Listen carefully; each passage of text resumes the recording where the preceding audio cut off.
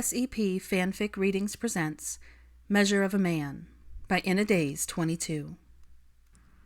Chapter 10. Sanctuary. May 22nd, 2011. Patience and understanding were key ingredients in cooking, as well as life. It was about understanding the basic raw ingredients and how to balance tastes, textures, and flavors to create meals. Hermione kept turning the thought over in her mind as she gathered everything the recipe book called for to make bolognese.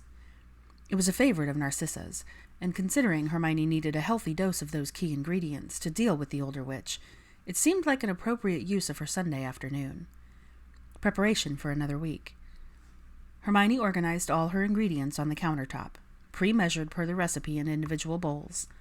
Minced beef, pancetta, milk, wine, onions, carrots, celery, tomato sauce, paste, and spices were all ready to be added. As she worked, heating the olive oil in a pan before adding the finely chopped vegetables, she also realized that cooking involved an endless amount of beginnings. Really, each meal she prepared was another fresh start. Hermione raised the heat and added minced beef and stirred, breaking up the meat as it browned. Like people, no two recipes were the same, and that sentiment extended to the Malfoys as well. While composed of the same basic ingredients, each flavor profile couldn't be more different. Next came the tomato sauce, paste, and more spices. Everything was mixed well together when she lowered the heat and added the bay leaf. Each step was executed exactly as printed in the recipe book next to her. As she waited for the pot to boil, Hermione allowed her thoughts to turn to each of the Malfoys. Narcissa's recipe gave her a dish that was delicate but potent. The flavors came out one by one over time. Though she had some understanding of Scorpius's texture, she was still trying to guess all of the ingredients that made him up.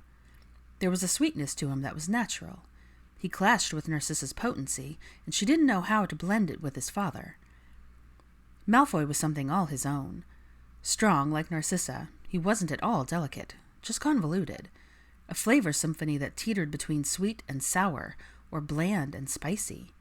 How could anyone make those contrasts blend into something congruent? The question floated around in her head as she lowered the temperature. Bolognese required a slow and patient simmer for 3 hours to achieve the ideal, authentic texture. Hermione gave it the time it needed by completing her other tasks. First, she checked the parchment for notes from Saxe. There were only 2. Narcissa didn't like the pre-made breakfast. She prefers it fresh. It wasn't the insult it was intended to be. She will be attending dinner with the Greengrass family and Scorpius. Interesting. She wondered if Malfoy spoke to her about their conversation, or if he was even awake. The query lingered before floating off as Hermione scheduled her next meeting with Charles to check in regarding the adjusted potions. But each time she stirred the bolognese sauce, she thought about blending flavors, and Malfoys returned. Her reason for considering them all was Narcissa. They were her family, her motivation, and though she was partly responsible for the friction, it would wear on her over time. No matter how unaffected she seemed, that wouldn't do. The only way to relieve it would be to strip the 3 parts and focus on each dish independently of the others, which meant a little closer look at the one dish that hadn't ventured too far from her mind since. Pansy popped into her living room dressed in a black and white polka dot dress with a peach rose tucked behind her ear and pulled her hair back into a ponytail. She lowered her sunglasses before frowning at the sight of Hermione cooking. "I was planning on Granger nabbing you to take you out to dinner, but you look like an orphan that's been rolling around in dirt all day." Hermione laughed. "I've had a productive day." The sauce was nearly done, and it was time to start the pasta. She tapped the pot on the stove with her wand, watching as it filled with water. With a flick of her wrist, she turned on the knob. A few drops of oil later, and she gave her full attention to the witch in her kitchen. "Are you staying for dinner?" "Every one of your days is productive. As for your dinner invitation," dramatic as usual, Pansy inclined her chin, touching it delicately with 2 fingers, appearing wistful. "Seeing as I'm such a good friend, I must keep you company. I suppose I've chilled a bottle of Chianti to go with it." Pansy put her purse down on the edge of the island. "Say no more, Granger. You don't need to work so hard to convince me to stay." Hermione rolled her eyes, but smiled at her ridiculousness, noting that the water was now boiling, perfect for the linguine. "You're making that al dente, right?" "Yes." For someone who couldn't cook, Pansy certainly had specific tastes. She removed her sunglasses, placing them on the island next to her purse, and gracefully took her seat on the bar stool across from Hermione, who was preparing their salads. "How has your day been?" "Busy. I've got 2 parties to plan. A small one for Draco's birthday that I'm forcing on him because he'll only turn 31 once, and a much larger one for summer solstice at Theo's next month." Pansy threw parties like toddlers threw tantrums, one for every holiday and birthday. Really, she barely needed an excuse. Organizing every detail of an event, right down to the mandatory magically binding non-disclosure agreement, with an added clause for privacy protection, gave Pansy something to do when she was bored and in need of stimuli. It also gave her the connection with people she'd never admit to needing. Whenever Pansy was morose, or when dark thoughts she'd never confessed to having started creeping into the forefront of her mind, Hermione knew she would plan a party. Theo always gave her a place because he knew she needed it. He was good like that. "What's the theme of the solstice party?" "Floral and bohemian. It'll be outside in the clearing behind his family's country estate, so I'm thinking of a place for people to dance, music, light hors d'oeuvres, tables set up under the trees with fairy lights, and candles floating above them. Nothing fancy or elaborate." She ended with a shrug. "Of course there will be flowers incorporated into all of the decorations, which might take time, but really it'll be simple." It didn't sound simple. Hermione stirred the pasta. "Uh-huh. And how many people?" "A fair amount. Perhaps 200. "I don't even know 100 people I would want to be at a party with."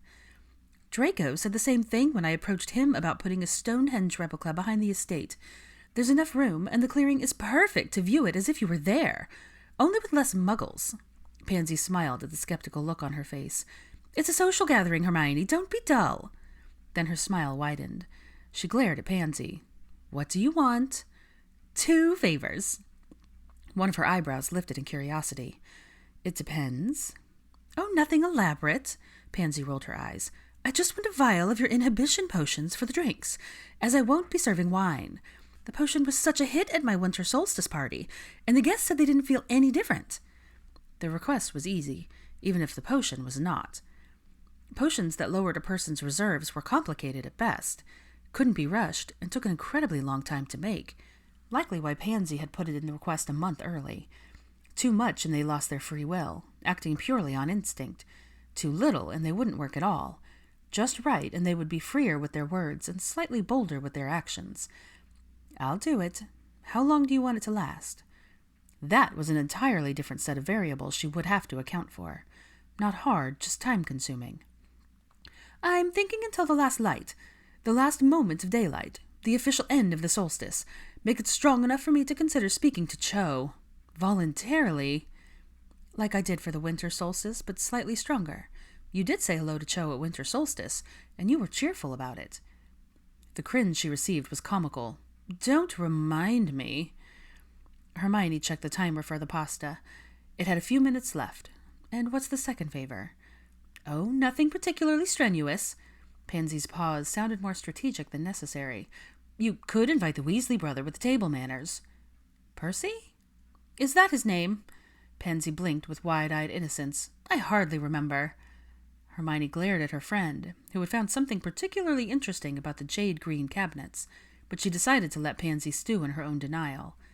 She could wait until they both had a couple glasses of Chianti. Her lips would be a little looser. Pansy checked her fingernails.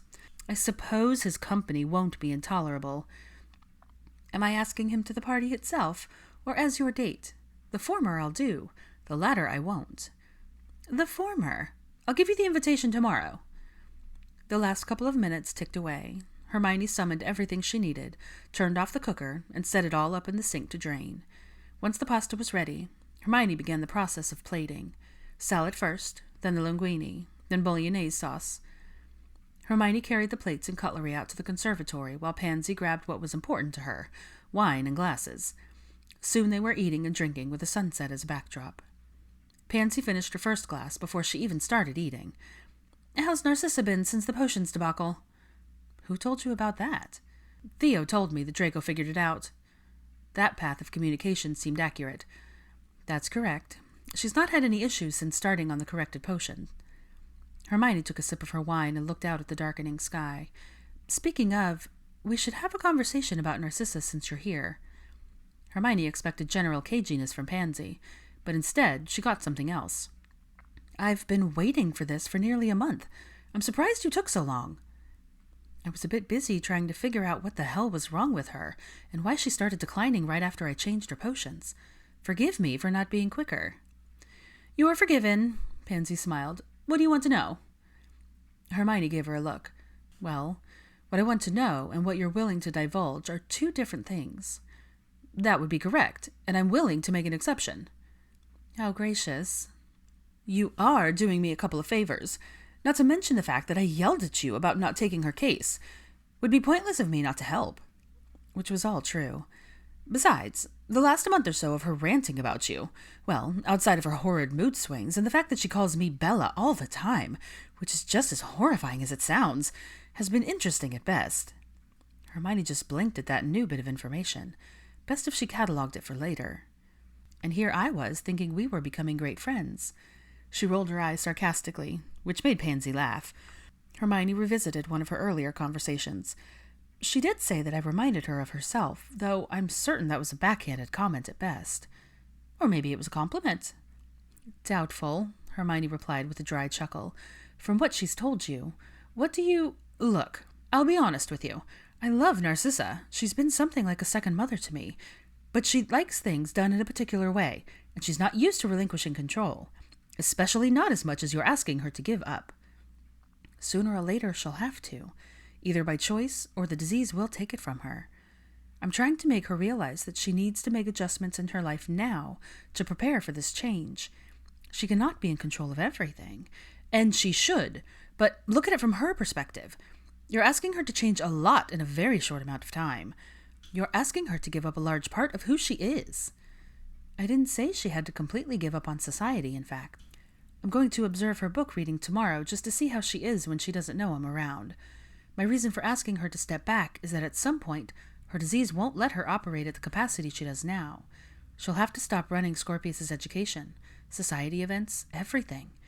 I'm trying to help ease her into that transition. But don't you think she knows this? Pansy sat her fork on the plate and leaned back. She knows that she'll decline to the point where she won't know herself or anyone else. I think she's taking comfort in the routine before she has to come to grips with reality. I understand that, but there's the second issue. But you can't change yourself, so nothing to do there. Hermione tilted her head. Me? Pansy chuckled into her glass. A little insight on Narcissa. People treat her one of three ways. She held up one manicured finger. 1, with respectful reverence that she has earned through her name, wealth, and fame, or her philanthropy since the war. Then a second. 2, with scorn and contempt. Even though Lucius died, the manor has been burning for 13 years, and they're prime targets for Death Eaters. Some people don't feel that the Malfoys have suffered enough. Pansy added a third finger. Or 3, with awkward confusion, like they have no idea how to feel about her. Hermione thought that sounded accurate. You don't fit into any of those categories, Granger. She's also not used to anyone speaking to her the way you have. Pansy shook her head before laughing to herself. Did you really tell her? The witch stopped herself. Knowing you, everything she has accused you of saying is likely true. Also, Draco confirmed it. Ah, so he had heard more than she thought. Hermione merely shrugged. She gave unsolicited advice like she didn't expect a challenge. Meanwhile, I have never backed down from one. In that part of your life, yes. Pansy gave her a meaningful glare that Hermione returned just as stubbornly. Speaking of challenges, Pansy shook her head before chewing on her bottom lip. Do you think you'll be able to regulate her condition? Hermione shifted her weight from one foot to the other. It's too soon to tell after the mishap. The potions have helped so far. At the very least, she's sleeping better. But she's not exactly forthcoming about any symptoms she does experience. That needs to change. Give her time. She'll come around. Whether she comes around or not, that's not my only concern. This is a job she hired me to do. She wants time, and I can't give it to her without transparency on her part. I'm giving it on mine. Hermione ate more from her plate while Pansy drank first, then joined in. Several minutes of companionable silence passed before Hermione settled on a question. How long have you known about her condition? Pansy sighed the sigh of someone faced with having a conversation she would much rather avoid. She would occasionally forget things, But I don't think anyone thought it was out of the ordinary until she took Scorpius to the tailor to be fitted for robes for Astoria's funeral and returned home without him. Hermione stopped eating. What? I was there with Daphne and Draco. They were making arrangements together when she came in. When Draco asked where Scorpius was, she looked at him and she had no idea what he was talking about. I'll never forget. She said, "You're too young to have a son."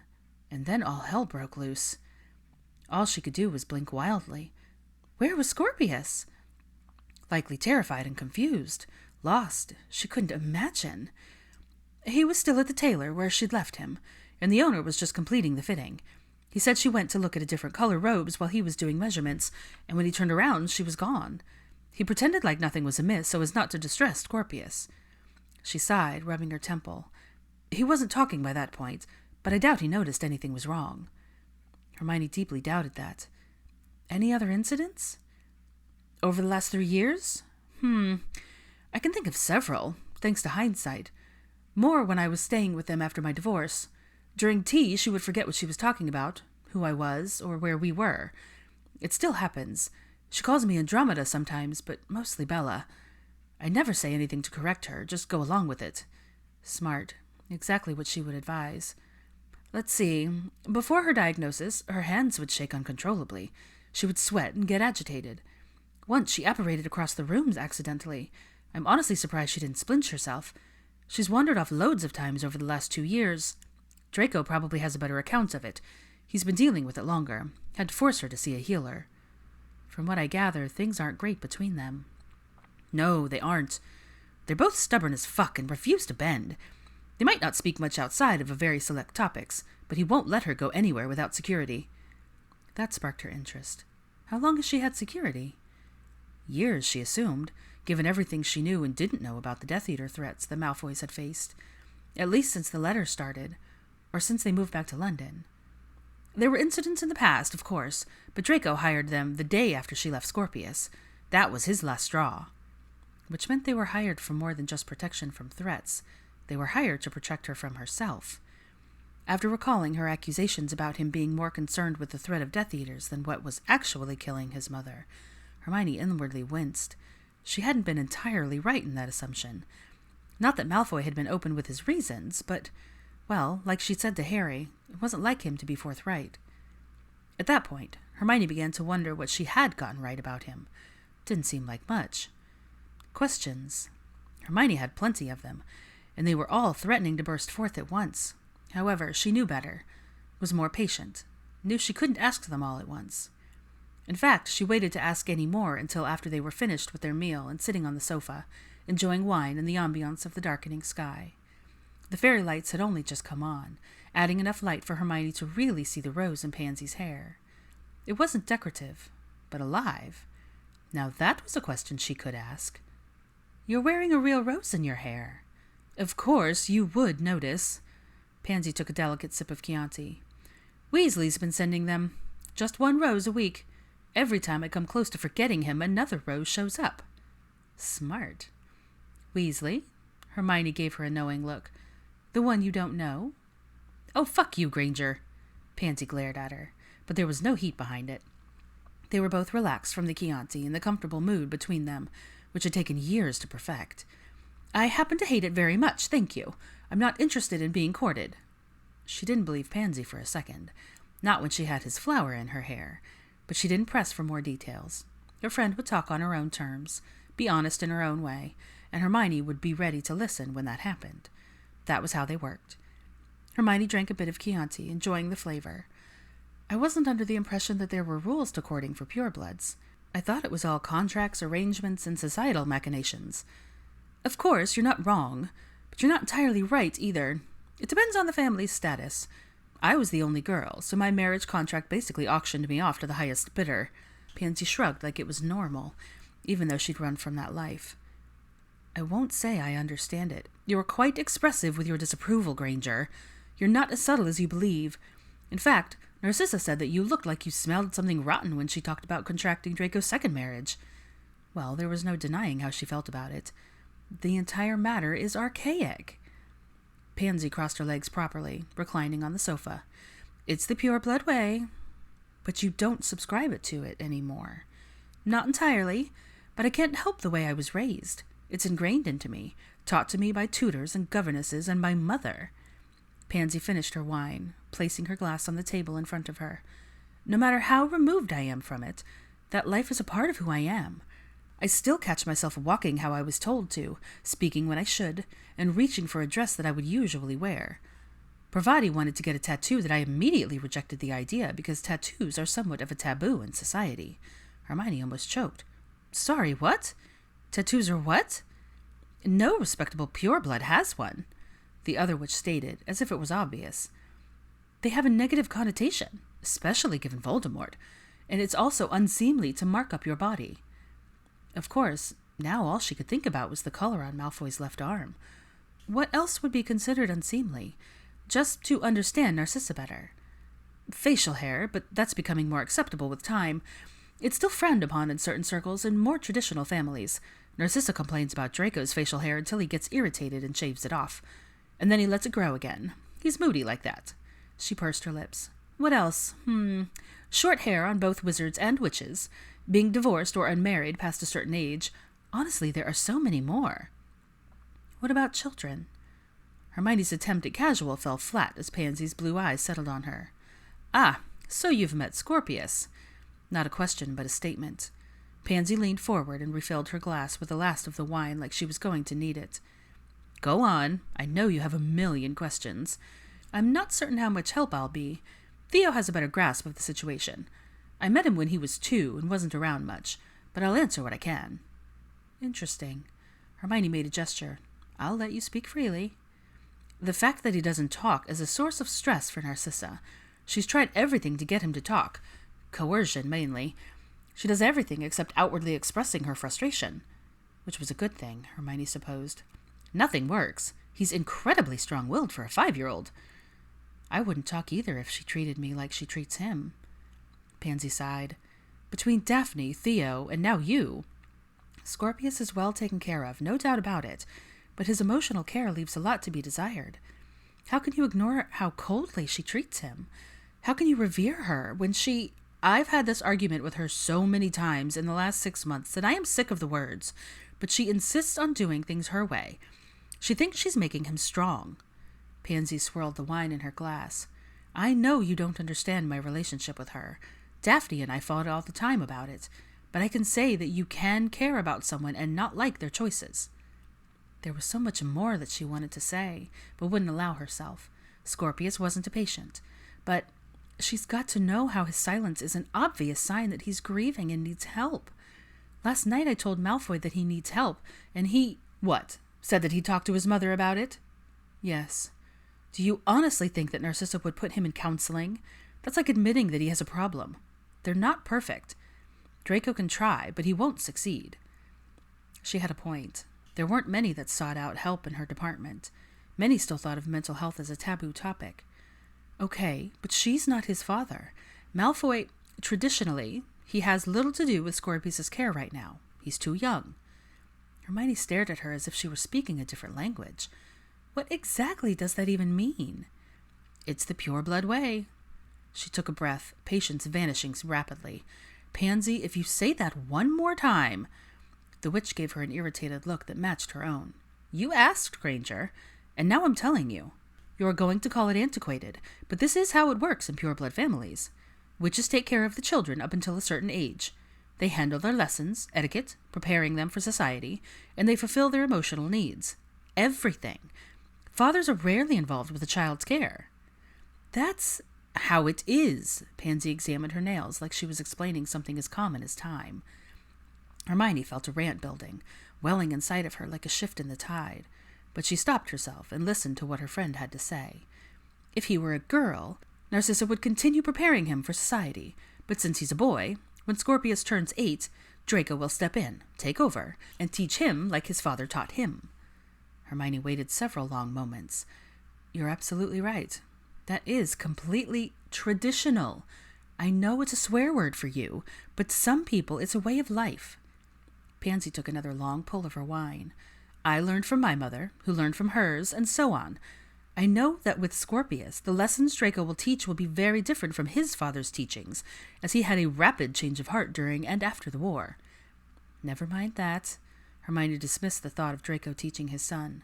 That didn't matter because Scorpius was 3 years off, and a lot would change for them in those 3 years. First being, Narcissa has dementia. She's only going to decline from here. Now, at what rate, I'm still not certain. But who will take over his care when she's unable to? His nanny or his tutors? People who don't know him?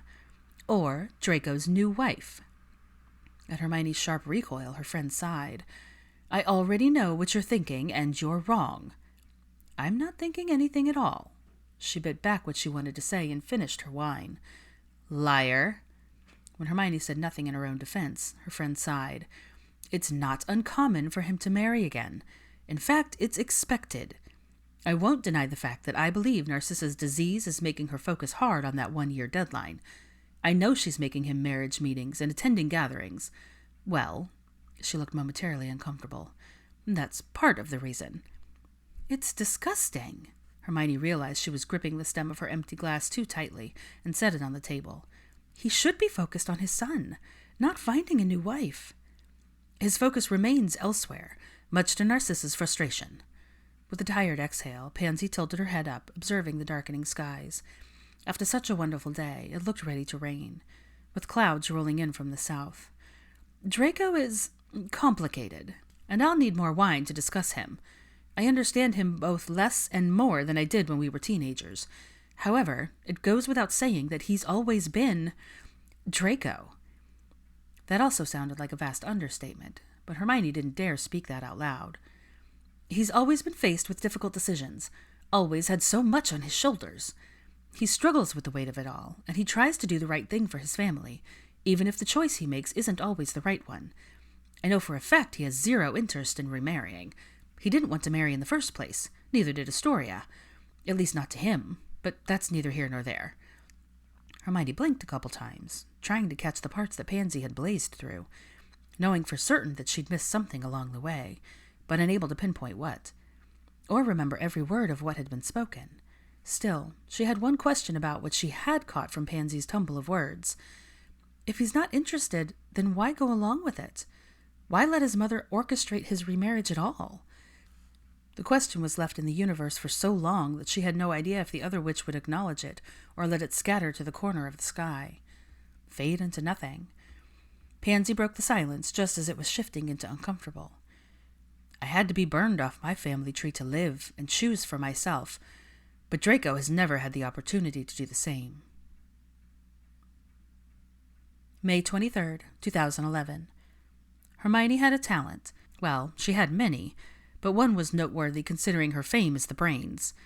She knew how to blend into crowds and become invisible, either out of absolute necessity or selfish desire, and though ideal, she didn't need Polyjuice Potion to do it. The secret was to become a different person, someone not Hermione Granger, someone washed out and forgettable, a face and nothing more. And that wasn't just accomplished by dressing differently, changing her makeup, or taming her irrecognizable hair. It was about changing her body language, about not sitting alone. Mingling was necessary, but not starting random conversations with strangers, only joining them. And the most important tip, being confident in the fact that anyone notable who attended upscale charity events didn't pay any mind to those who weren't worthy of their time or attention, those who weren't on their level, those who weren't instantly recognizable. Narcissa never noticed her. It had been a busy week for her patient, as the witch was hosting her 3rd charity event, and it was only Wednesday. Narcissa had been so preoccupied over the last few days that she'd barely had time to argue or criticize Hermione and her care, much less complain about her meals. In fact, she had eaten every breakfast and lunch Hermione had prepared without fuss. It was the perfect time to see just how stressful Narcissa's life was, which was why she was in an elegant, decorated ballroom that had surprisingly intimate feel. Tonight's social gathering was for the orphans of the Wizarding Wars, one of the many charities the older witch supported. The event had opened with a moving reading from her biography, which was still as popular as ever. But other than that, it was nothing more than Narcissa floating around the room, engaging with donors, wealthy families, and fans rich enough to afford the 1,000-galleon seat alike, while Malfoy dutifully stood next to her, clean-shaven and in proper wizarding attire, all black. He looked bored. Well, no matter. Narcissa's lack of awareness worked for what Hermione needed to do: observe. Hermione watched her for any blank moments, any signs of confusion or distress, even the subtle ones like tremors or sweats, or physical ones like any slow movements or rigidity. Hermione also watched out for any change in alertness or attention. Overall, her observation had been a bust. However, there had been one moment that her face had momentarily tensed, but it ended up being nothing as she cut her eyes over to her son after he'd said something to an older-looking gentleman after he presented a stunningly beautiful witch. Whatever Malfoy had said hadn't amused his mother one bit. Outside of that moment, there was nothing noteworthy. It had been a good night, and Hermione was glad for it. For her, she deserved it. That thought caused her surveillance to shift from monitoring her as a healer to observing her as a person. Hermione knew about her book, everyone did, but she hadn't been cognizant of the extent of its reach. Over 10 years had passed since its release, and she was still reading passages from it, still auctioning signed copies for charity. It was impressive. As Hermione mingled, weaving in and out of conversations, she did so with a growing awareness of just how many of the event's attendants still clamored to get Narcissa's good graces, still were intrigued by the Malfoys as a whole, wanted to be associated with them, seen with them, know them, or in several cases, become a part of them. And while her son had a certain appeal, it had to do with her. That night, Narcissa was beautiful as always in stunning emerald robes, her blonde hair twisted into a graceful coiffure. Life, time, and progressing illness could not, and had not, withered her. There was so much life in her, so much shrewd intelligence and poise that Hermione found herself much like the other guest, just stuck watching Narcissa Malfoy in her element. The public gravitated towards Narcissa like moons around a planet, believing they were close when in actuality they were stuck in her orbit, millions of kilometers away. Her intent all along had been to attract, not to allow them into her atmosphere, because then they might be able to see past her surface and mine their way into the core of who she was, see the cracks and flaws she hadn't exposed in her book, the dull parts that hadn't been buffed to perfection, and in doing that, perhaps they wouldn't revere her so much, or they would love her more because of those imperfections. Those were the aspects of Narcissa that reminded Hermione of her humanity, reminded her that Narcissa was more than her conventional beliefs, more than their differences, friction, and clash of wills, more than just a patient. And it made Hermione wonder if there was a part of her that could get to know Narcissa on that level, a part that could understand the older witch simply because those cracks and flaws reflected something. Something that reminded Hermione of her own imperfections. The appearance of an unfamiliar witch in her line of sight pulled Hermione from her thoughts. She was taller, thanks to her heels, with blue eyes that contrasted her black hair, which was pulled back into a low bun that highlighted her high cheekbones and slender neck. Her robes were as black as her hair, modest but snug enough to show off her figure. "Oh, hello." Hermione's eyes flickered down, noticing Narcissa's signed book in her hand. It wasn't the first time someone had approached her that evening, but it was typically single wizards. Oh, and the lone married one that she had sent immediately on his way after noting the pale line on his ring finger. "Do we know each other?" she asked, already knowing the answer. "Oh, no. I'm Olivia. I just spotted you standing here looking at the Malfoys and thought I'd say hello." Naturally, Hermione almost argued, but she had been staring. She put on a pleasant smile, but the woman wasn't finished. "Have you been formally introduced?" Hermione blinked. "To who?" "Why, the Malfoys, of course." Olivia scoffed as if she couldn't believe how silly Hermione was being. "You can't be invited to a marriage meeting without an introduction." "Oh, no." Hermione shook her head. "I am certainly not looking to contract myself into a marriage." When the other woman realized that Hermione wasn't in competition, she softened. Or rather, she began to brag. "My father introduced me to his mother with the hopes of securing a marriage meeting with Draco. We may be half-bloods, but my family owns Madame Malkin's as well as several clothing lines. My dowry is quite substantial." So, she was very rich. Hermione pretended to care. "Wow." Not noticing the sarcasm in her tone, the strange woman continued, unbothered. "I think it will be enough to secure a meeting, and I'll let my charm do the rest. Rumor has it he's not looking to remarry, but I think I'm persuasive enough." She lifted her chin and put on a sly, knowing smile. I know what men like him want. Oh, definitely. Exactly. Olivia smiled like she'd found a kindred spirit. A little of that, and I'll be the next Mrs. Malfoy in no time. My parents will be elated. Good luck with that, Hermione almost said, but only just barely managed to stifle herself. Have you met him yet? The witch stole another glance at the unsmiling Malfoy heir. Only from afar. Her eyes lingered for a second. But I'm hoping to by the end of the evening. How do I look? Lovely. That wasn't a lie. Hermione really tried not to ask her next question, but what harm could it do? It was conversational at best. What do you know about him? She nodded in Malfoy's direction, to observe. While Narcissa charmed a nicely dressed pair, a witch who looked at least a decade younger than Malfoy offered her hand to him while smiling in a simpering sort of way. Sharp gray eyes cut from hers, down to her extended hand, then back up before the corners of his mouth quirked into a frown, and he turned his attention elsewhere. The smile on the girl's face crashed and burned. For a moment, Hermione felt bad for her, a little indignant because of his behavior, but then she remembered the intent behind her action and reasons for getting close, and her sympathy went out the window. Meanwhile, Olivia barely noticed. I know that he's rich, eligible, and comes from an influential family. The rest doesn't matter. At least he's attractive for someone so cold. Thank Merlin for that. She started to chuckle, thinking Hermione would join in. She didn't. Nowhere in that did she mention Scorpius, which was extremely off-putting, and after the awkward moment, Olivia sobered and cleared her throat while gripping the book in her hands. Well, best of luck to you, Olivia. I really must be going. Startled by her abrupt farewell, the woman just nodded. Oh, well, it was nice to meet you. Her eyes narrowed in confusion. I'm sorry, I didn't catch your name. Quick on the uptake, she thought of a name that was inconspicuous, forgettable. Her middle name. Jean. Oh, well, Jean, it's been wonderful to meet you. Likewise, future Mrs. Malfoy. The witch giggled, flushing prettily. Hermione made her way towards the exit, passing people by who barely gave her a glance. She was just another face in the crowd, after all. She didn't matter because she wasn't memorable.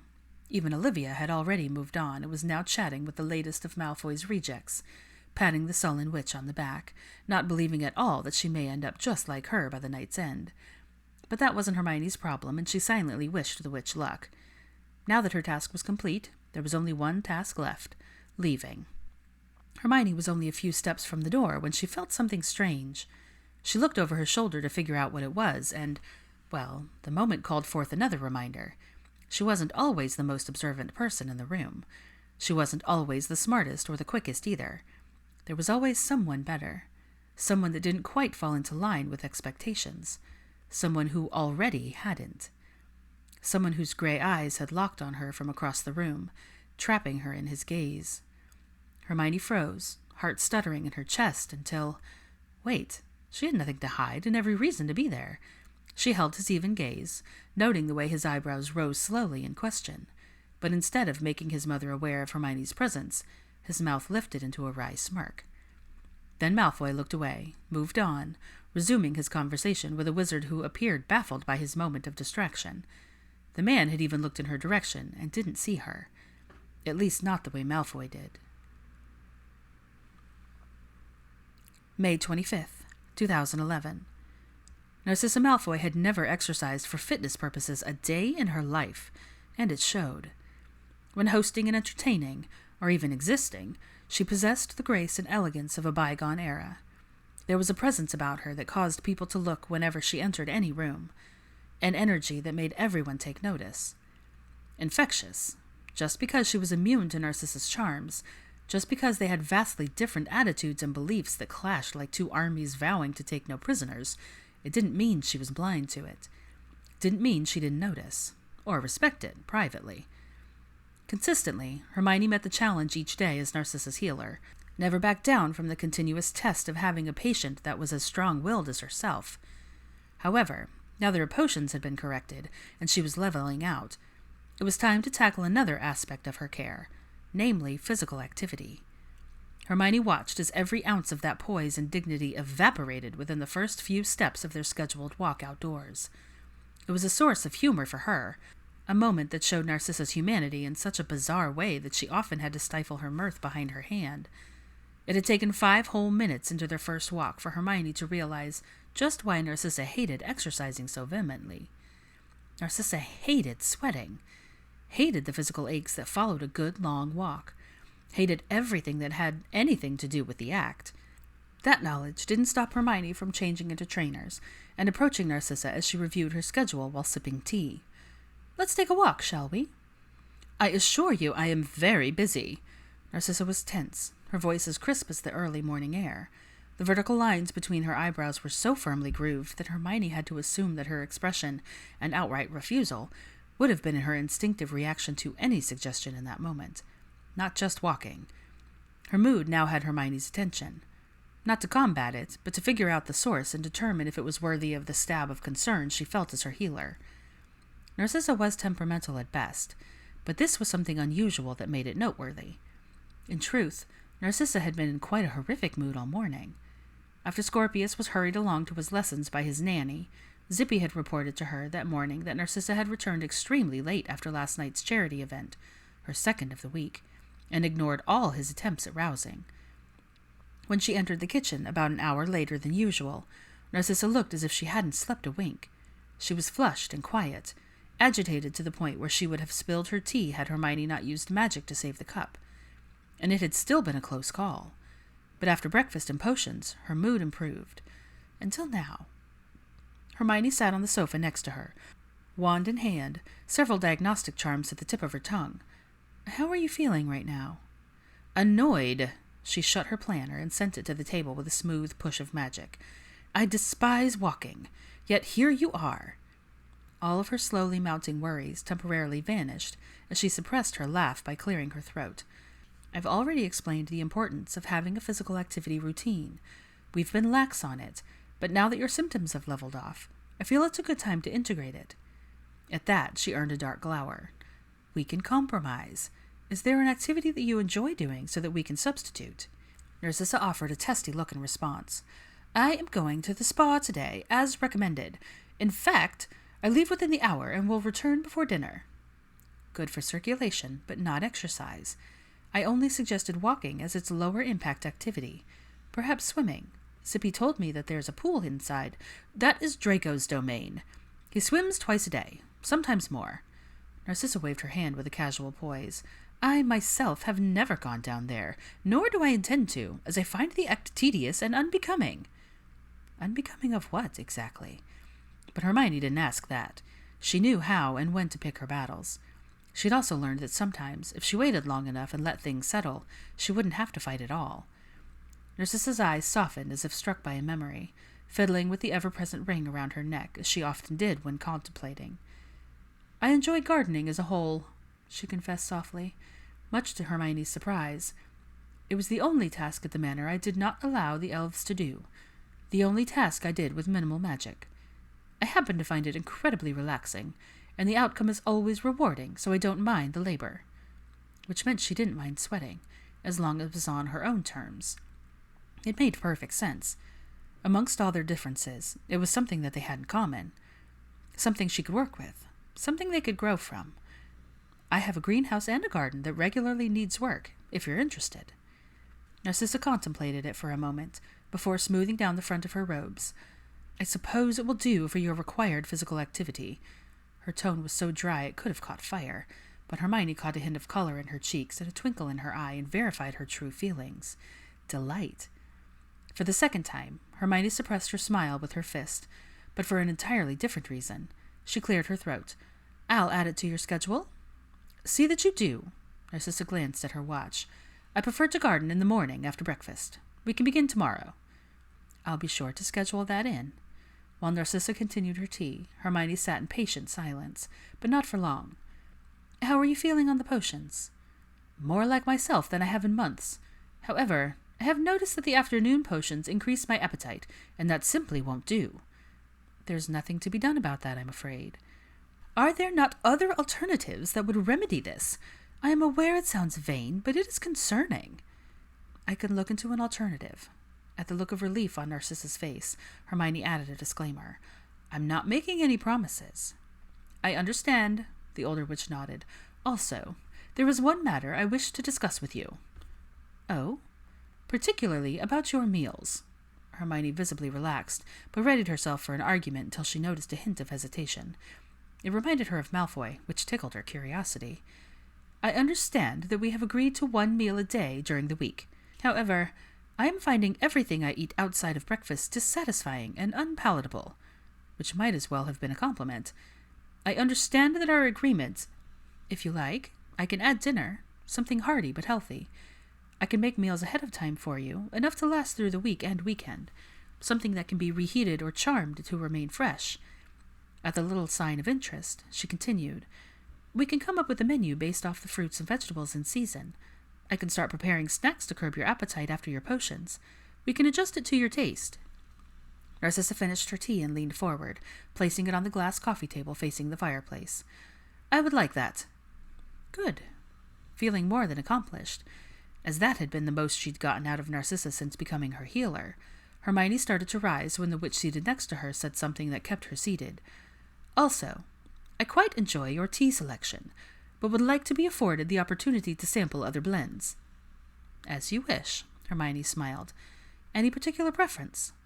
Once Narcissa left for the spa following a pleasant lunch where they scheduled time for her to garden, Hermione decided to treat her patient with a surprise dinner of baked wild salmon and salad upon her return, elated by her progress that had made on several fronts. Dinner preparation had been easy. The tip with salmon was to not season it too early, or the salt would break down the proteins and draw moisture out of the fish. So until Hermione was ready to bake, she went about preparing the salad. Normally, she would have made it warm with asparagus heads, fennel, and radishes, but instead, knowing Narcissa's preference for refreshing foods and cold salads during the warmer months, she created a blend of freshly picked spinach and arugula, tomatoes, cucumbers, and peppers with a sherry vinaigrette she'd made that wouldn't be too strong. Simple yet flavorful. By the time Scorpius's nanny entered the kitchen with purposeful rubber-soled strides, Hermione was busy humming to herself while slicing tomatoes and cucumbers. She looked up to greet the witch the same way she always did, with a distant yet polite hello, but halted when she noted the frustrated grimace on her face. Panic rolled off her in waves while she purposefully searched the living room, looking under the table and behind all the furniture. Likely Scorpius related. It wasn't that he was wild, quite the opposite, but even on a good day, Catherine Pritchard barely had her wits about her. Hermione thought it had a lot to do with Narcissa's need for strict routines and order, or it had to do with the fact that Catherine, at 21, was almost too young for such an encompassing position and incapable of standing up for herself, especially when Narcissa was being unreasonable. It was a wonder she had kept the nanny on, or hired her in the first place, but Hermione got the impression that Catherine was the latest caretaker of a long list that had come before her, all driven away for a variety of reasons that Hermione wasn't privy to. But what she did know was that the help always talked, which meant one thing. Catherine, however inexperienced, would be hard to replace. The witch only spotted Hermione at the island when her search turned to the kitchen. Her face smoothed into a tight smile, but did nothing to hide the fact that she was troubled. "Hello, Miss Granger." She tried not to bristle, but being called Miss Granger by someone easily 10 years younger than her made her feel incredibly old. "Please call me Hermione." It wasn't the first time she'd said this, but a request fell on distracted ears as Catherine pulled open the cupboard, looked inside, and shut it with frustrated groan. "I wish locator charms worked in this house." "Oh, if you're looking for Narcissa, she's gone to the spa and will be back later."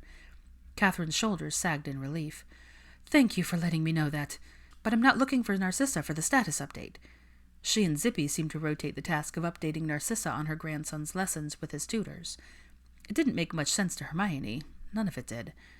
Why hire a nanny when she had perfectly capable house elf that could, with a snap of his fingers, easily handle all matters concerning both housework and child supervision?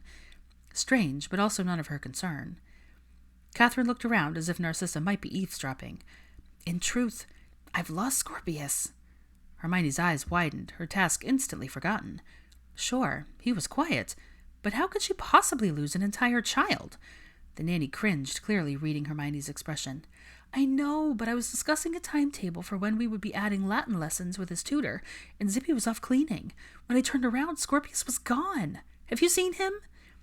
To keep her distaste to herself about a 5-year-old's strict schedule, Hermione squatted down to the lower cabinet she was in front of to grab the salad bowl. Oh my goodness! She nearly lost her balance, heart hammering like a war drum in her chest. Instead of her bowl, she found Scorpius. His blue eyes went wide with shock as he clutched the open dictionary tightly to his chest, no doubt wrinkling the pages. He had been just as startled as Hermione, but unlike her, he hadn't made a sound. There were several questions running around like people escaping from a smoke-filled room, but the first one was the most important. How long had he been there? Hermione instinctively looked around the space he'd created, spotting her bowl directly next to his feet. It wasn't too cramped. Outside of the kitchen items she'd left to stop the back and forth, there was hardly anything in the storage space inside the island. It was the perfect crawl space for a child who was currently staring at her like an owl. "Miss Granger?" The now alarmed Catherine appeared at the end of the island. "Are you okay?" Hermione gripped the open cabinet door, blinking at the little boy. Instantly she noted the sharp spike in his anxiety as he started to fidget and look for an escape. The level of stress coming from a child so young bothered her on a deeper level than she cared to admit. And it really, really wasn't any of her business. Truly it wasn't. Not in the slightest. But she'd never quite gotten the mental image of him falling apart out of her head, and she hadn't been able to forget him calling for his mother while asleep in his father's arms. She continued moving his cup each morning and waving him goodbye, all while feeling more and more drawn to him, unable to look away, like now. Scorpius's eyes turned desperate, holding onto hers like a lifeline. The world began slowing on its axis, not because she had made a decision, but because it had been made before she knew there was one to make. "I haven't seen him." Genuine surprise spread across the little boy's features, and she ripped herself from his gaze, turning her head towards Catherine. Then she stood. "Sorry for alarming you. I've forgotten a bowl I was looking for, but no, I haven't seen him. If I do, I'll bring him to you straight away." "Thank you." Catherine smiled so genuinely she felt bad for lying. Almost. "He's especially good at hiding when he's tired of lessons. I'll check his normal spots." "Good idea." Hermione reached for her wand as soon as the nanny turned her head. With a whisper, she cast a charm that would ensure she wouldn't return. It was a simple charm, really, nothing that would hurt her, but any time she thought of the kitchen, another room with another hiding spot would pull her away. The nanny went stiff the moment the spell made contact, but kept walking, her shoes echoing on the wood floor as she went. Positive that Catherine wouldn't come back, Hermione set her wand on the counter and sank onto her knees, resting back on her heels. If at all possible, Scorpius looked even cagier. Hermione wondered why, but the answer was as clear as glass. Outside of seeing her every morning at breakfast, and their lone interaction beyond that, Scorpius didn't know her, or trust her. First things first, a reintroduction.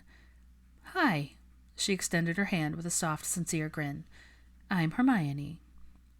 It must have been a Malfoy thing, because Scorpius studied at her hand, as if it were a particularly confusing word in the dictionary he still clutched to his chest.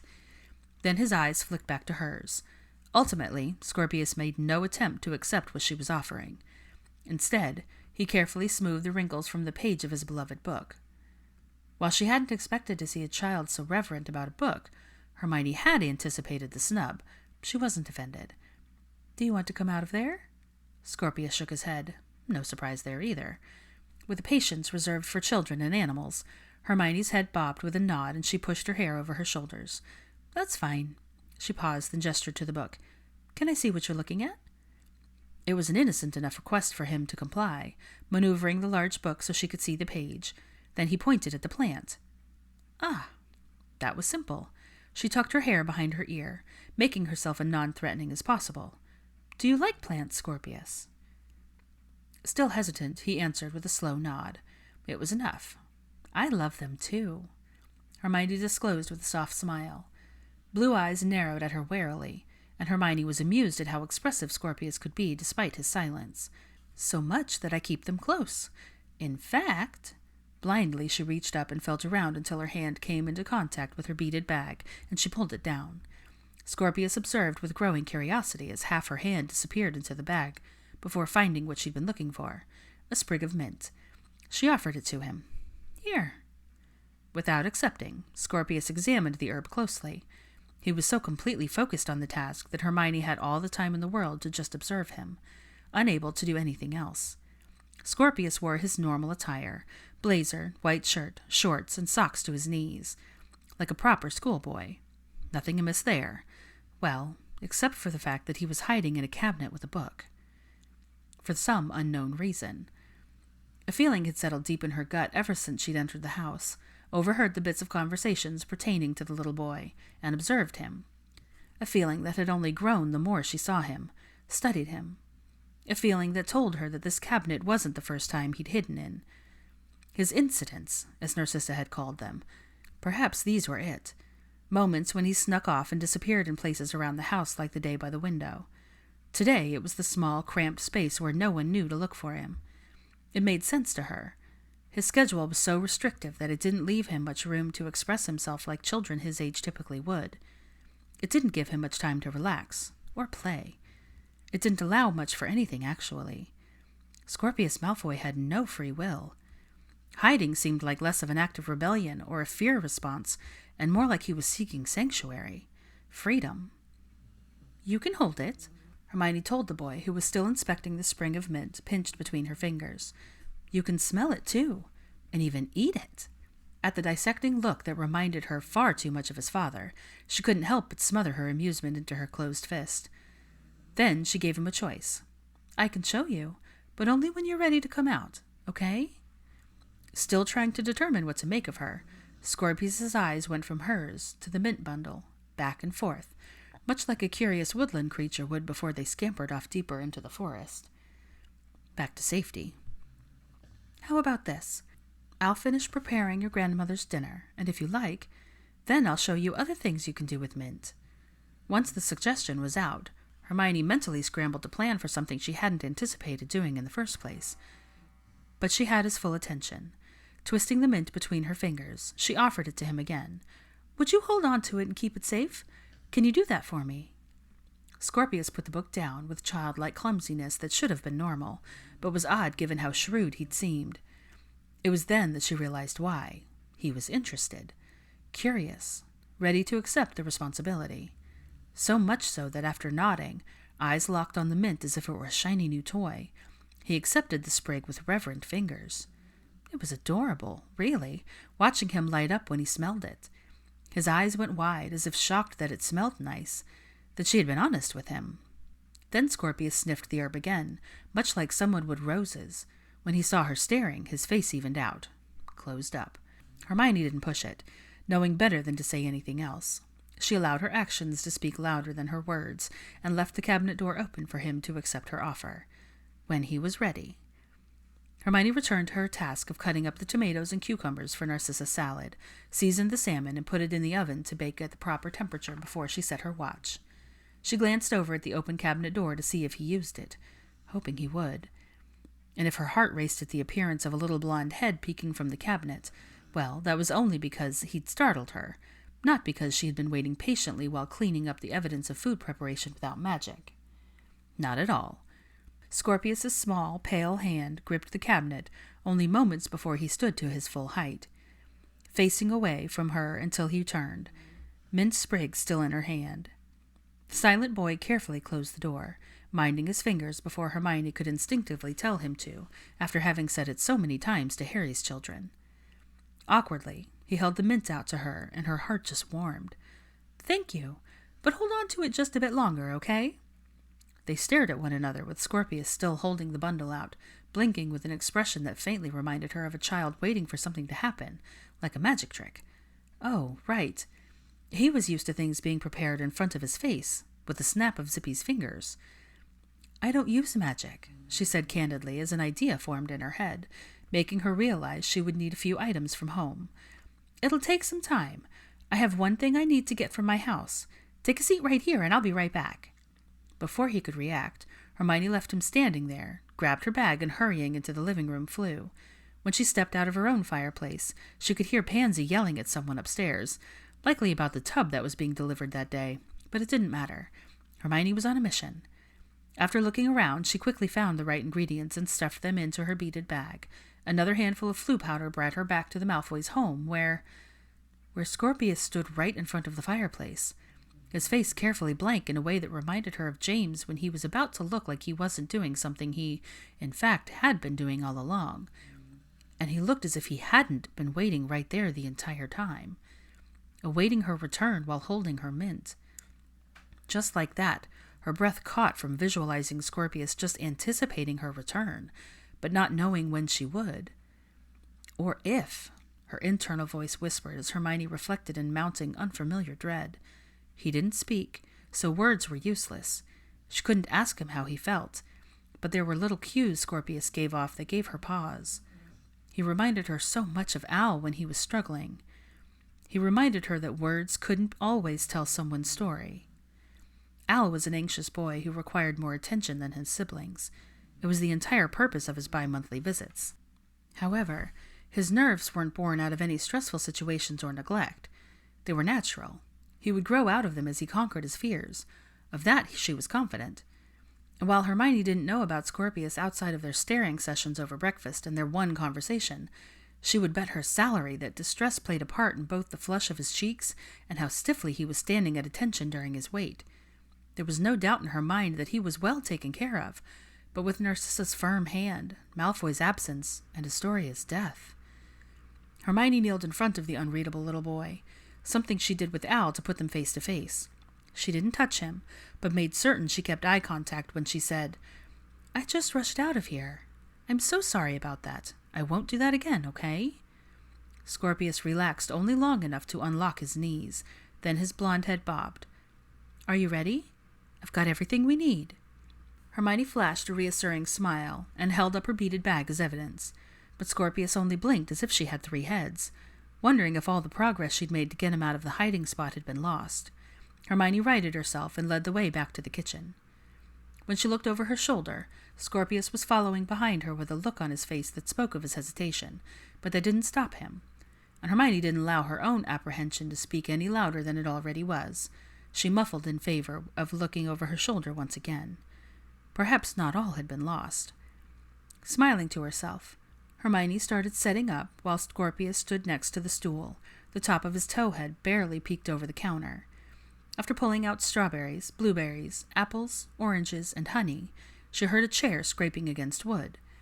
Curious, she abandoned her spot and peeked around the island, only to find the 5-year-old still holding the mint while trying to maneuver his way onto the bar stool, and failing. "Would you like some help?" Obviously, Scorpius hadn't seen her because he was momentarily startled. He declined with a distracted shake of his head, attempting again to climb his way onto the stool. He wasn't successful. After suppressing a smile at his stomp of frustration, Hermione whispered a quiet charm that stuck the chair to the floor, so he could use the steps. By the time he was situated, Hermione was already back at the island directly across from him, where he was seated, slicing strawberries and peeling oranges. While her audience was mesmerized by her task, she observed the way his blonde brows furrowed in concentration at each of her actions. She struggled with the abnormal silence. Whenever she cooked for Harry's kids, there was never a moment's peace. In fact, she never had associated quiet and children together in one thought before she'd met Scorpius. James never stopped talking. Al only talked in small groups or when he was one-on-one, and Lily was surprisingly eloquent for a 3-year-old. Scorpius just watched her in patient examination was so bizarre that she found herself filling the silence with pointless conversation, describing every step of the process. "I'm making fruit salad. I usually make it with pecans, but I don't know if you're allergic. I'll ask." At the way he briefly tensed, Hermione scrunched her face. "I'll ask someone." She shrugged and continued on when he relaxed. "After I peel the oranges, I'll do the same with the kiwi and the apples. Then I'll add the strawberries, the blueberries, and blackberries together in bowls for us. I'll drizzle the honey on it all and chop up the mint and sprinkle it on top. Does that sound good?" Scorpius's blue eyes met hers before he agreed stiffly, handing over the bundle of mint for chopping. Hermione accepted it for the second time with a warm smile. "Next time I'll make you something sweet, like sorbet. Have you ever had it?" It was something she'd made for Harry's kids a few times, when they'd stopped fighting long enough to agree on a flavor. Scorpius looked bewildered, and that saddened her. Not because he hadn't had it, with Narcissa's firm hand. That had been expected. But rather because sorbet in the summer was as good as magic itself, and he'd never known the joy of racing to eat it on a hot afternoon before it melted. It was an experience, something memorable. She couldn't help but wonder how many moments like that Scorpius had missed, or had yet to experience, or never would. Not the important ones, but the minor ones that didn't mean much to anyone outside of the memory, but everything to the ones living it. Moments that a child would reminisce about later in life with a smile on their face and joy in their heart. As Hermione did exactly as described, she found herself wanting to do more with the short notice she'd been given. Quietly, she longed for it to be just enough to invoke a feeling, a memory, a moment he'd look back on fondly, something. As Hermione prepared fruit salad, she stole little glances at Scorpius, who watched the short process as if there was going to be a test on it. When completed, she placed the bowl of fruit salad in front of him, sprinkled the minced mint on top of it, and chuckled to herself at how eager he seemed to try it. Then she frowned in confusion when he continued to wait with odd patience. Oh, right.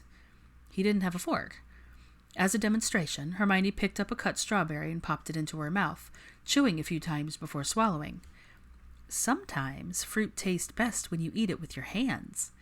Next, she picked up a blueberry, gently encouraging him to do the same. Scorpius was highly skeptical, frowning so hard it looked like he was going to crumble upon himself. In fact, his expression was so pinched that Hermione almost retrieved a fork for him to use. But then Scorpius picked up a cut orange that had bits of honey and mint on it, and eyed it carefully before bringing it to his mouth. Hermione bit back her own smile when his eyes lit up upon tasting it. He liked it. She let him eat with his hands a little longer before joining him with her own bowl and 2 forks, giving him the option of whether or not he wanted to use it. For a while, Scorpius didn't, simply enjoying his fruit salad with a content look on his face and sticky hands. But eventually his training won out, and he picked up the fork. The first attempt was blueberry that rolled right off the fork down on his white shirt, staining it. "Whoops," she said in an absent yet playful tone, ready to get down and pick up the fruit that had fallen onto the floor. Al was a messy eater, too. Dropping fruit on the floor was practically a rite of passage. But the distressed look on the boy's face stopped Hermione, and made her halt her comparisons of the 2 children. Scorpius dropped the fork, visibly shaken, looking around as if someone were going to walk in the room and find him with a mess on his shirt. Though he wanted to, he didn't touch his shirt, because his hands were sticky from the honey, which only upset him further. His cheeks flushed. Hermione had no idea why his mood had shifted so drastically, but managed to get his attention. "Hey, it's okay. Can I help?" That only made his face go redder. She reached for her wand and vanished the blemishes on his hand and shirt, which calmed him down. He was no longer looking at her, instead peering down at his hands. It made Hermione instantly want to help, made her recall the sequence of events that had led up to that point. Scorpius had been perfectly fine with messy hands, so that hadn't been the issue. He'd only become distraught after his shirt bore visible evidence, which made Hermione wonder if it had less to do with the blueberry spot itself and more to do with being caught with evidence of a mistake, an imperfection. Hermione offered her hands to him that was stained with juice from the blueberries she'd cut. "I have stains too. Look." She adjusted on the stool, facing him and holding on to the seat, while he did the same, facing her. "I have so many." Hermione pointed to each imperfection on her jeans, starting with her knees. "From weeding this morning?" Then she pointed to a faint stain on the center of her shirt. "From breakfast? Your dad startled me." With his entrance and stiff, unprompted good morning. Hermione had dribbled a bit of poached egg on her shirt. She had no idea why Malfoy had startled her so badly. He'd been greeting her ever since that night with Scorpius. It felt like a temporary ceasefire that Hermione had accepted. She would keep her comments to a minimum, and he would materialize and look as though he'd actually rested.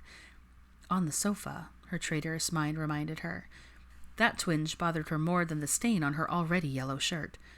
"Stains are okay," Hermione told the young boy, who was staring at the dirt on her knees with a pinched expression. "They happen because no one's perfect. Not even me. Your grandmother nearly spilled tea today, so she's not perfect either." At that, Scorpius lifted his head, blue eyes sharp and inquiring. When would she recover from the shock of him and his mannerisms reminding her so much of his father? Probably never. Hermione thought with an internal shrug and fond chuckle at the little boy who was still eyeing her, basically telling her to elaborate. So she did. "She's not perfect, and that's good, just like sometimes stains like yours and mine are good." Hermione opened her blemished hands to him, but his eyes remained fixed on her, listening. I could clean them away with magic, just like I did yours, but it's okay that I don't. I'm proud of mine. They show that I've worked hard, and when I'm ready, I can just wipe them away and start fresh. Hermione did just that with a fluid motion of her wand and a whispered spell. His eyes widened in wonder, much like they did when she performed diagnostic charms on Narcissa at breakfast. He was intrigued by magic. One day, you'll be able to do this too. Scorpius appeared confused. Hermione grinned. Yes, you'll go off to school and learn just as your father did. And Zippy popped into the room and spotted them both. Miss Pritchard is searching for young master. He must resume his lessons. For the first time, Hermione heard Scorpius make a noise when he sighed before glancing over at her with wide, innocent eyes. It was as if he was begging to stay, but he couldn't. He'd stayed long enough. She'd given him a well-deserved reprieve. It's time to go back to your lessons. Hermione slid off the stool and helped a now pouty Scorpius down. He sullenly fixed his blazer and one of his socks that had rolled down a little. Perfect again. The little boy turned to leave, but before he could, well, Hermione couldn't help herself. She tapped his small shoulder, which made him turn back to her with sad eyes and pink cheeks. As she had in front of the fireplace, she kneeled in front of Scorpius, putting herself at his eye level.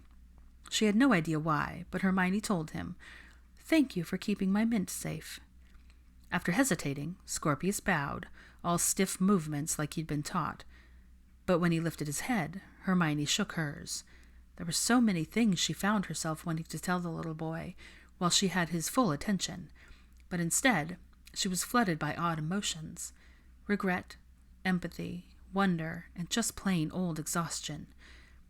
Don't bow to me. Only smile. When you're ready. But he didn't, obviously puzzled by her request. It had never been her place to care about the quietest child she'd ever met, but it wasn't enough to stop Hermione from wanting to hug the sour look off his face, like she'd done with Al countless times. Not enough to stop her from wanting to make promises just to make him smile for a bit. It was a similar sentiment to the emotions she felt for Harry and Ginny's kids. Despite all the ways he was different, Scorpius was also the same. Just a child, and a lonely one at that. But as she grappled with what to say, Scorpius watched her with ever-increasing curiosity, even taking an unconscious step forward. One of significance she recognized for what it was. He was trying, making a small connection in an effort to open the door she'd unconsciously unlocked by providing him sanctuary. Instead of twisting the lock back into place as she should have, Hermione left it up to him by not saying another word, allowing him to make a decision about her, giving him the choice. She extended an open hand for him to take, which he did, slipping his small hand into hers, holding on until they both heard Zippy move behind them. Then he let go. Scorpius only looked back at her once before they vanished from sight, but Hermione remained rooted to the spot long after he left. It was a mistake. The entire encounter had been one mistake after another, an overstep on her part, one of those that had been so far over the edge there was no going back. And yet, Hermione had a lot of regrets, things that she could have done differently or said better. She accepted her flaws for what they were, owned her mistakes, understood the sources of her shame, but her inability to continue turning a blind eye to Scorpius, his blue eyes, sweet and guarded spirit, or his silence, much to her utter shock, wasn't something she regretted at all.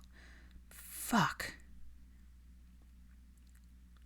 Narcissa had been pleased with the surprise extra meal, so Hermione left her to eat it alone at the outdoor table while she enjoyed the setting sun and music from the wireless. It was later than Hermione usually stayed, as she typically turned the reins over to Zippy to handle her dinners and evening potions after lunch. Tonight she would have gone home, but didn't as she needed to make one last stop. Since accepting Narcissa as a patient, Hermione had been drafting a list of questions that couldn't be answered by her patient or file. Some of her questions had inadvertently been answered by Pansy, but there were more than a few left that could only be answered by one person, her son, who owed her a favor. Armed with a parchment and a peace offering in the form of a dinner plate, Hermione went to his office. Malfoy sat at his slightly cluttered desk where it appeared he was still working on his translations. The back of his chair faced forward, and the only part of him that she could see was the very top of his head, but that wasn't what first caught her attention. That honor belonged to a copy of a very familiar blueprint charmed to float at eye level. Now, instead of pins, there were colored letters, A through E. From the doorway, Hermione could hear the sound of a quill scratching against parchment, but couldn't see the evidence that he was writing. His head rose from the parchment before lowering to the blueprint, taking what sounded like detailed notes. So focused on his task, Malfoy didn't notice her presence until she knocked on his open door. The intrusion made him sigh hard before rotating in his chair. "Mother, I am not in the mood to discuss another one of those insipid marriage His eyes landed on her, then on the plate in her hand. All of the frustration in his voice, the tension in his shoulders, and the lines on his forehead smoothed out into an expression that wasn't quite indifference, but close. "Granger." Malfoy released the quill in his hand, allowing it to float beside his head as he leaned back in his chair, elbows resting on each arm. He was the picture of tense ease, an oxymoron, and yet Hermione was beginning to understand that his default response was to her. Not a threat, but also not an ally, just something. She understood the sentiment, and it resembled her own. "To what do I owe the pleasure?" "May I come in? I made your mother dinner and figured you hadn't eaten. Have you?" Hermione asked, not moving from the doorway. Malfoy stared at her with an odd expression, a strange moment that ended with an honest response. "I have not." "Are you hungry? It's salmon with roasted vegetables. I'm not sure what you like, but that's fine." He gestured for her to come in, an offer she accepted, placing the plate on a clear spot on his desk. She didn't sit, but stole a glance around the room, while Malfoy pretended not to examine the food. Hermione didn't want to watch him eat any more than he wanted her to watch, so she ventured to the wall of books. Everything still looked the same, except the ladder, which had been moved recently. What was he reading? The question rang odd in her own head, so Hermione ignored it, because what did Draco Malfoy's reading list matter in the grand scheme of things? Nothing. "Scorpius is asleep on the sofa. If you're here to start that argument we never finished." "Oh?" Without hesitation, she ventured to the sofa and found Scorpius covered up by the same blanket she'd covered his father with. He looked content, small on the large sofa, and adorable with his thumb in his mouth. From across the room she heard the sound of a fork scraping against a plate and nearly looked up to see if he liked the food, but refrained. Her attention went from Scorpius to the photo above the fireplace, then back to the books before settling on the little boy again. "Does he fall asleep here every day?" "No," Malfoy replied after a moment's pause. "Not 10 minutes ago. He went directly to the sofa and fell asleep." Automatically, she brought the blanket to Scorpius's shoulders, tucking him in, ignoring the weight of his father's inspection. By now she was used to it, even found a comfortable norm for them. Hermione approached Malfoy's desk next. She didn't sit, but did notice that he had at least tried the food, eaten a portion of it. It was hard to determine by expression alone if he liked it, but Hermione didn't try to puzzle it out, only handed him the parchment. "I've written out a few questions about your mother that only you can answer to fulfill your promised favor." Absently, Malfoy reached for his reading glasses, putting them on before staring at the top of her parchment. He flipped through the pages quickly, eyes widening slightly at the sheer number of questions. "A few." Malfoy's usual drawl was tinged with a hint of amusement. "There are 46 questions, equally spaced for ample room to answer. I'm thorough." "That you are." It didn't sound unkind, just an obvious statement. He peered up at her from above the rim of his glasses that had slid down his nose. "Thorough enough to observe my mother at a charity event." Ah, so they were going to talk about this. Hermione only shrugged. "It's part of my job." At his doubtful look, she shifted her weight from left to right. "I watched your mother for symptoms or blank moments, signs of agitation. I need to know what they all look like, how they come on, and any cues she gives before they occur. She had none that night." Malfoy's next query came after a short pause. "Why not ask her directly?" It was a fair question. She may remember what she was feeling before an episode, but she definitely won't know how she looked.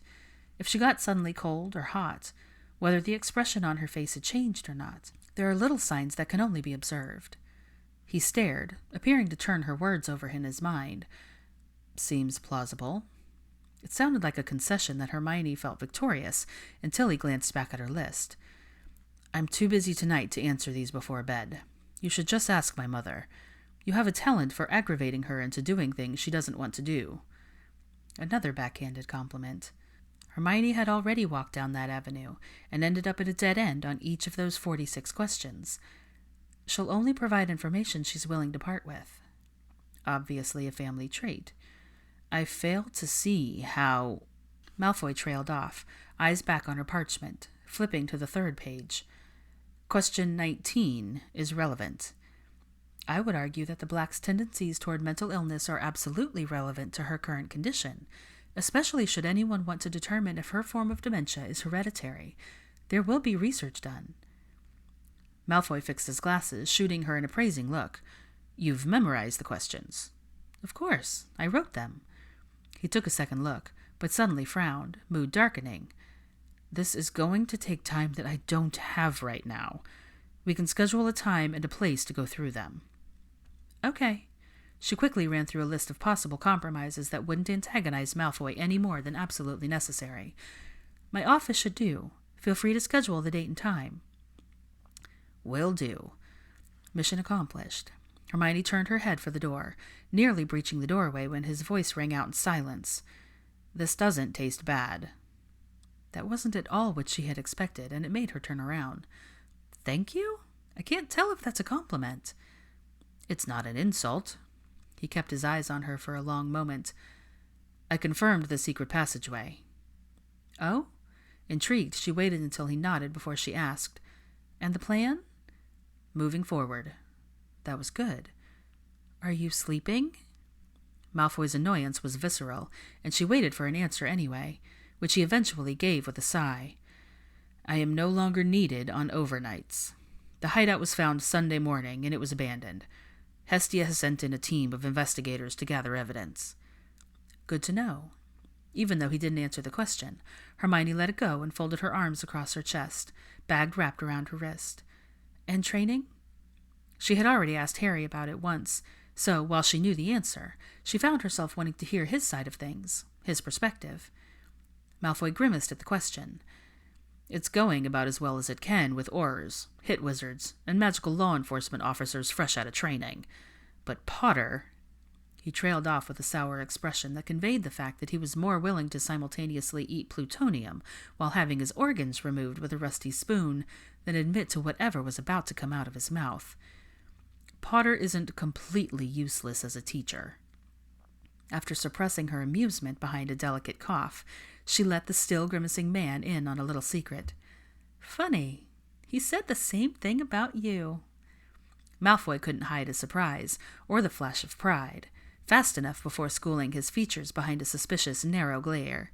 But it was too late. She had already seen every bit of it. And just a bit more of him.